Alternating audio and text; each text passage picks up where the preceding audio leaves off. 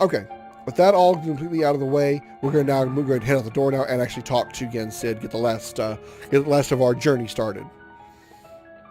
Or the last thing we need for our journey. And what is that last thing? It's the Gummi Ship. The Gummi Ship, not the Gummi Ship. Sorry. My throat gave out on that one.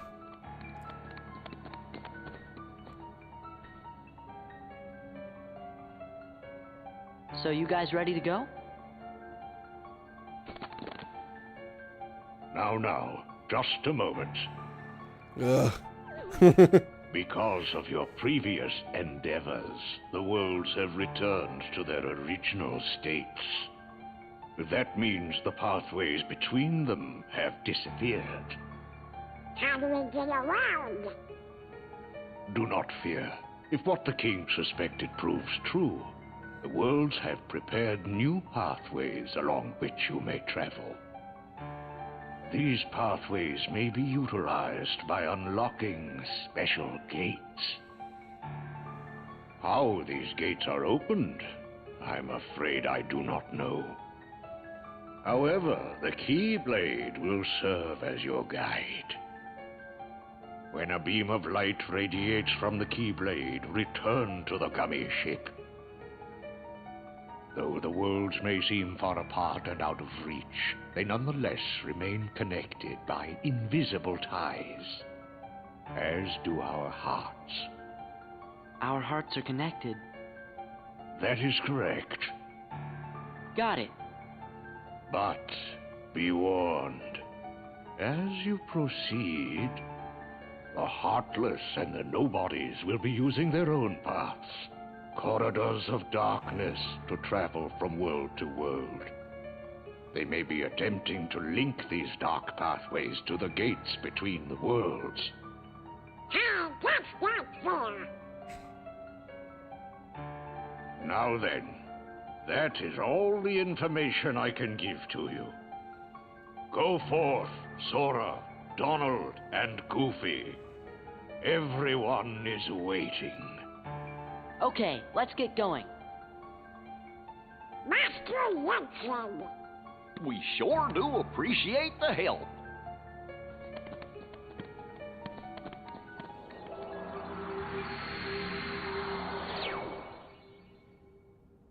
He was a nobody the whole time. No, not really.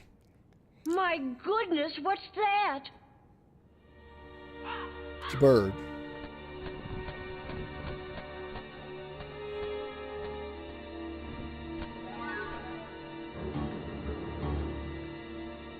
Haven't we seen this somewhere before? Yes, dear. I wonder whose it was. Oh, Maleficent! No, we mustn't remember her name. Oh, dear. She was a mean old witch. Oh, no. The memories are coming back. What'll we do? Oh, what'll we do? Uh-oh, it's moving.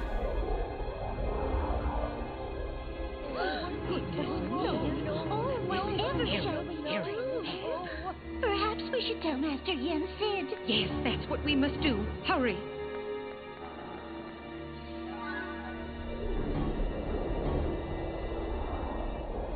Maleficent!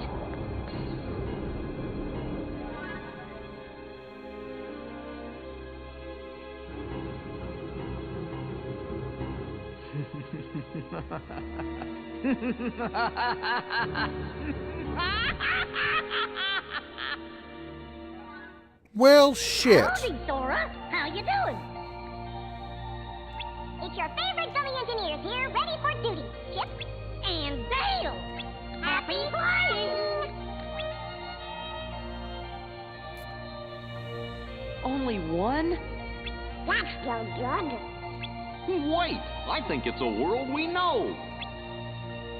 Use the left stick to fly the Gummi Ship. Try approaching the world at the bottom of the screen. When you arrive at your destination, press triangle and land. Alright, we have reached the world map. We can actually, I think we can actually land in Twilight Town. Huh? You want to go back to Twilight Town? Come on, we gotta get moving ahead. Oh, I can't go back to Twilight Town. Huh? You come on, we gotta. Oh, fuck you, you little shits. I guess we're not going back to Twilight Town. I wanted to go back and visit for a second. I guess I can't. Yeah. Alright, well, this is the world map this time. It's much more detailed and much bigger than the what we were at before. Right now, we can't visit a whole lot of places because, you know, we're limited on space. Right now, we can only visit one world. You see the other worlds are stuck in darkness right now. We can only go to one place. And what is this place? Well, the upper right hand corner kind of gives it away. So, I think can I save here? Yeah, I can save here. I'm going to throw down a save before we go here. And where we're going to go ahead and land here at Hollow Bastion. Let's see what's going on here. I'll be right back. Alright, I'm back. I'm all saved up, ready to go. So let's land at Hollow Bastion. Pretty much at this point, this is kind of... Even though we've already... I already said the game pretty much officially began back when we got Sora back from... back at the Twilight Town. We still had to go through explaining the story to Sora so we understood what was going on. We had to get a true name on the nobodies and the connection to Organization 13 and Sora understanding all that stuff. Ooh, this castle sure ain't what I So pretty much now at this point, I would say this is where the game officially begins. Yeah, like I said, we kind of sort of got it back when we started when we got Sora back, but this, in my opinion, is the true beginning of the game here. No more prologues, no more introductions, no more explaining stories, more or less. I mean, we've still got some things to explain, but for the most part, we're done explaining everything. We're ready to actually begin Kingdom Hearts, and that's what we're doing here. We're going to Hollow Bastion first.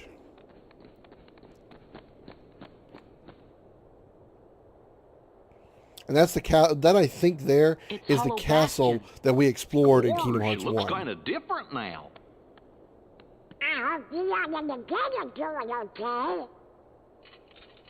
Uh-oh, partners are here. Uh-oh, looks like we're gonna have to do some fighting.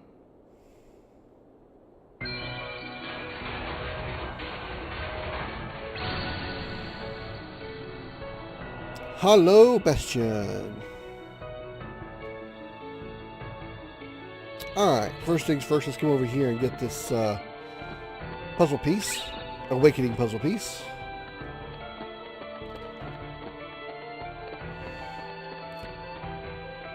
Despite the fact we just saw those Heartless, we are going to be doing some fighting, but it's not going to be for a little bit. I mean, it'll be really soon, but not in this particular area that we're in. I think this is called the Courtyard Marketplace.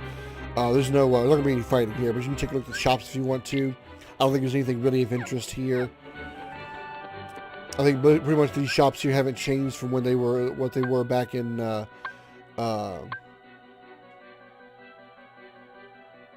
Twilight Town. If you even saw the ones in Twilight Town, I'm gonna go ahead and get one of these shadow anklets. As you can see, what it does, it's similar to the champion belt, and well, okay, so it's not similar to the champion belt at all. Well, it kind of is, I guess. But anyway, as you can see, what it does is it gives you 1 point of defense, but also gives you 20% of dark defense. Whereas the champion belt just gives you 20% defense to fire, blizzard, and thunder, but doesn't give you any physical defense. So I'm going to pick up one of these shadow anklets. I'm not going to equip it on anybody right now, I don't think. Let me take a look. I don't think I want to equip it on anybody, but I want to go ahead and take a look anyway. Yeah, probably not.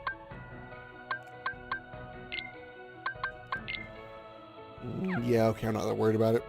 I guess I can stick it on Sora for now. That's not the right one. Oh, actually, no, it's not going to do any good. So, no, I'm not going to do that right now. But I will be equipping it soon. Probably likely on Sora, but just not right away. Okay. And come over here. There's another shop here. Hammer Staff and Adamant Shield.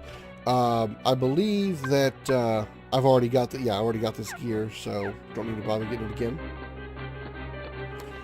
Go up here, and you see there's a synthesis shop right there. Talk to movers in towns, they can synthesize items. So just like in Kingdom Hearts 1, you can synthesize items. Difference here is the difference here is the synthesis shop works a little bit different. I'll show you how. Whenever you synthesize, all the synthesis. That's really hard for me to say today for some reason. Synthesis. The synthesis shop. And just for easier, I'm going to say crafting, just for the sake of this video, because I'm having a hard time with that word today for some reason. In Kingdom Hearts 1, all the crafting items that you obtain stay in your inventory. Here, whenever you obtain crafting items, you hand them over to the Moogle, so they're not stuck in your inventory, so they're not tying up inventory space, even though you really should never have an issue with inventory space. You know, not like you're very limited. But it is nice that you don't have to keep them all in your inventory, keep them all in your personal stock. So it is kind of nice, but you hand them all over to the Moogle, and they keep it for you.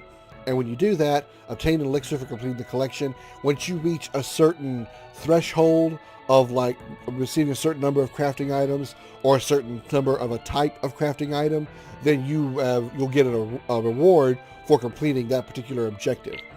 Now, unfortunately, there's no way to know what those objectives are unless you maybe like look up a walkthrough or something like that. If you go down here to lists, you see get one type of any crafting material, in which I don't think there's any way to avoid having at least one crafting material by the time you reach this point in the game. But by getting one type of crafting material, our reward is an elixir. And like I said, I don't know what the full list of objectives are here without having to look them up, but it's nothing super critical. I don't think you're going to get any fantastic rewards for reaching these type of things. It's just a little extra reward for trying to get the crafting items.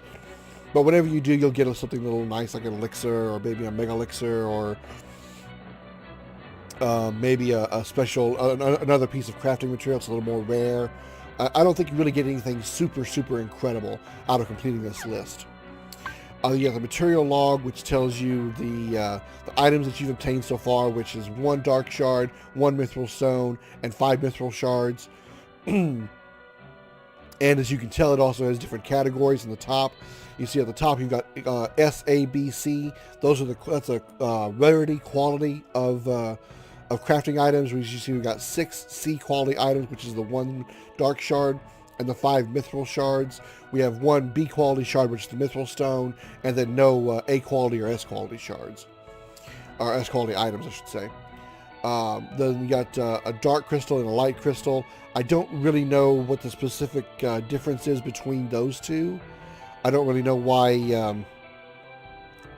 I mean, other than perhaps maybe it helps designates color, so you can know that you've gotten a total of 6 mithril items, because obviously there are different categories of items. As you can see, you've got mithril stone and mithril shards. And just like, think of it kind of like tiers of magic. You have fire as tier 1 magic, Fyra is tier 2 magic, Fyraga is tier 3 magic. You pretty much have the same thing here with the crafting items. Shards are C level quality, and stones are B level quality. Mithril indicates the type of material, which is kind of what you see in the right column on the top of the screen. You got the black item, the black jewel there, which means we have 1 black shard or 1 dark item, which is the dark shard, and we have 6 mithril items, which in this case is 1 mithril stone and 5 mithril shards. That's kind of what that means. So other than just designating the different types like mithril, dark, and so forth, the second column really isn't that critical. Actually, neither column is really critical, but obviously the rarer quality, the crystal or item, the obviously better that they'll be for crafting rarer items. The materials, this list here is the same list as we see here in the material log, so I don't really know why they got it in 2 different spots. And we haven't picked up any recipes yet, but there are synthesis recipes that you can pick up throughout the game, crafting recipes that you pretty much get out of. I think you only get them out of opening certain chests. So you open a chest, it'll tell you like such and such a recipe, and then you can bring it back here to the synthesis shop, crafting shop. They'll look it over and tell you what it is that you need in order to craft that item. And once you do, then you've used up that recipe, but you'll be able to still, it'll be sort of like the Moogles will kind of remember the ones that you have, the recipes that you have used, and you'll be able to recreate those items again should you desire to. Also, as you can see in the upper right hand corner, actually let's look up here recipes. Upper right-hand corner, you see it says, oops, sorry for hitting the mic, Moogle level 1, amateur Moogle, next level, 40 experience. Similar to the way the Kingdom Hearts 1 Moogles, whenever you would craft items in Kingdom Hearts 1, once you reach a certain threshold, they enlarge their list to include more items. Well, they don't do that here, but as you do create items in the crafting shop, they will gain experience. And that experience goes toward the 40 experience that you see on the bottom of that box there. And once that goes to 0, they reach enough experience that they level up, and their title will change, and they'll give you more options. You'll get more crafting abilities, like being able to use fewer rare items to craft stuff. You'll be able to use certain other types of crafting items to reduce the amount of required items to craft a certain item, or to increase the quality of that item. So instead of getting a B quality item, you get an A quality item by using a certain type of thing. Things of that sort, or even be able to use an item that increases the amount of experience that the Moogles get when crafting a certain item. And I'll go over all that in full detail once I actually get them. But that's what the Moogle level does. It gives you access to further perks that the Moogles can use to help make crafting a little bit easier and a little bit better. For now, I can't really show off anything because I have no recipes or anything to build, but that just gives you a vague idea of how that works. Now, you'll see these Moogle shops throughout the game, but all of them are going to be both a combination of a regular buy-sell shop of items and gear and stuff, as well as a synthesis shop. You'll see it'll be a little hologram of the Moogles, and I'll show that off once I actually get to one. And here we've got Huey, Dewey, and Louie's other shop, which just got some potion edits and tents. Nothing that I care about getting right now. And you got Uncle Scrooge over here.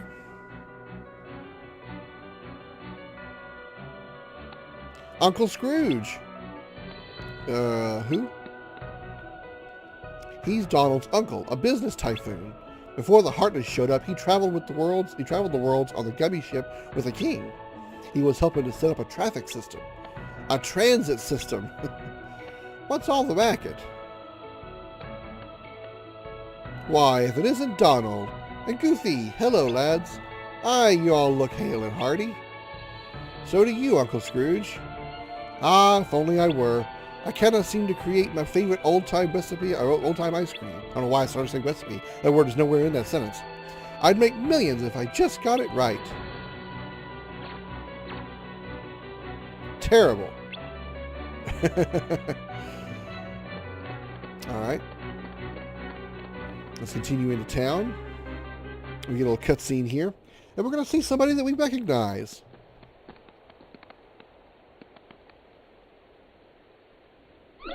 Oh, Oh, what's going on? That's the town's defense mechanism.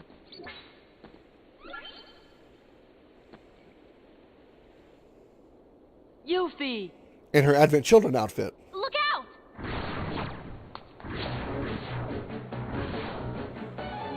And the nobodies are here. And I'm going to start this battle in Valor form.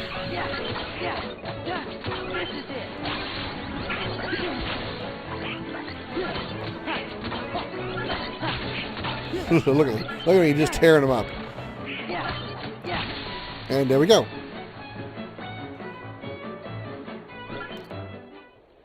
Hey, you guys! I see you're still in top form. Actually, we're in What'd you Valor form. expect? Looks like you're doing okay. Punchline. Well, what did you expect? How are the others? Great! Hey, Yuffie, have you seen the King and Riku? Nope.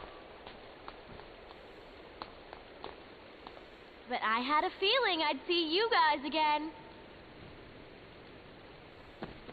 We may never meet again, but we'll never forget each other. Is that supposed to be Leon? That's a pretty good Squall impression.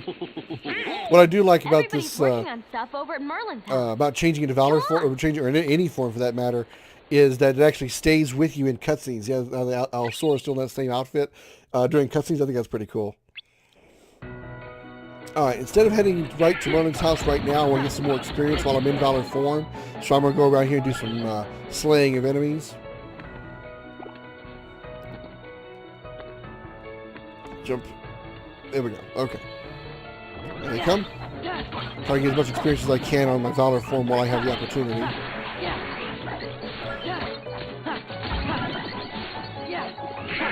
And I'm out. Okay, that's alright.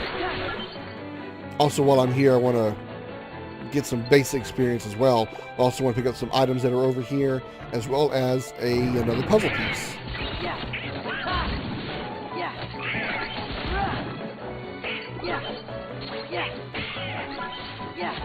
Now, these little white balls you're seeing pop up around us, they're only going to be appearing when the enemies spawn, like the Heartless and stuff, and they'll only attack the Heartless. You don't have to worry about them accidentally hitting you. They'll never hit you or your allies.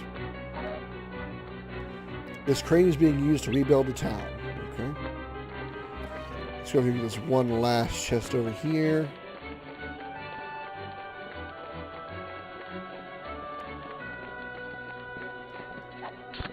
We can proceed down here, but we don't... Oh, this is the way to Merlin's house. Okay, so I guess we can't proceed through there. Alright, I'm going to come over here. I need to jump on top of this ledge over here, and then I can get this one puzzle piece over here. And there we go. Another awakening puzzle piece. That one up there on top of that house there, I'm not going to be able to get it, because I got to have more movement abilities that I don't have right now. Before we actually jump down, though, we can go ahead and check out the puzzle pieces that I have obtained so far. So, go over to Chimney, go to Puzzle Pieces, Awakening. Oh, excuse me. We got this one here, and goes out there, and we'll put this one here. Easy enough. Now, the way you'll know, there's a way to know whether or not a piece is going to be on an outside edge on some of the puzzles, not all of them, but on some of them. Is you'll see the red thick border line on the top of this one and on the top and right of this one. If you see those thick borders, it most likely means it's an edge piece. So if you have a little trouble figuring out the puzzle, look for those lines. That'll help you figure out if it's an edge piece or not. On some of the puzzles. Not all the puzzles have them though.